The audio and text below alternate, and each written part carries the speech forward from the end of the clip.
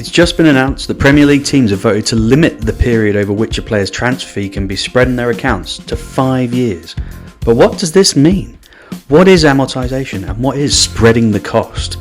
What exactly happens when you buy a player? Let's work through an example and see what happens. Here we have our profit and loss, shortened to P&L, which tracks the income and expenses incurred each year. Next we have cash, simple enough.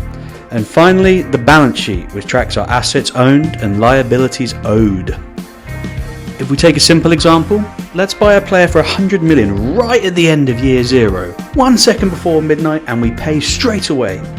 Right, so at the end of year 0, we'll have spent 100 million. But in accounting, there must be 2 entries for each transaction, so something else must happen in either the P&L or the balance sheet.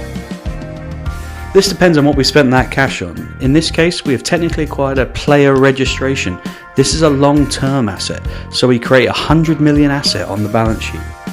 This is known as an intangible asset. The registration itself doesn't have a physical form.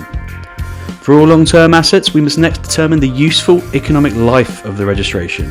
For how long will we receive benefits for owning this asset?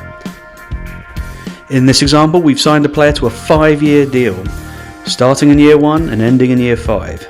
Previously, clubs were allowed to set this as its useful economic life. So what happens in year 1?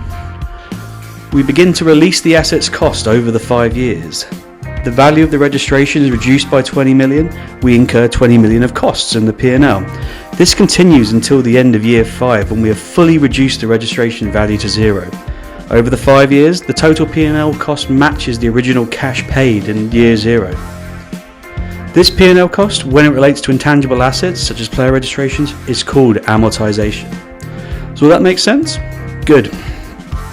But what happens if we decided to sign this player to an 8-year deal, not 5? Previously, Premier League teams could still use contract length, so the useful economic life in this case would be a whopping 8 years. And what does this mean financially? Well, the intangible asset can be reduced over a more extended period. Therefore, a smaller cost is released to the P&L each year. In this example, 12.5 million versus the 20 million we saw previously for 5 years.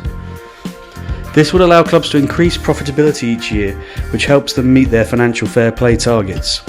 But this new ruling no longer allows this. So even if you sign a player to an 8-year contract, there is now a maximum 5-year useful economic life.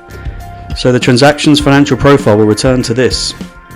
So there we go, another rule change which will impact the club's financials and therefore their decision making regarding football transfer strategy. Thanks for watching and see you next time.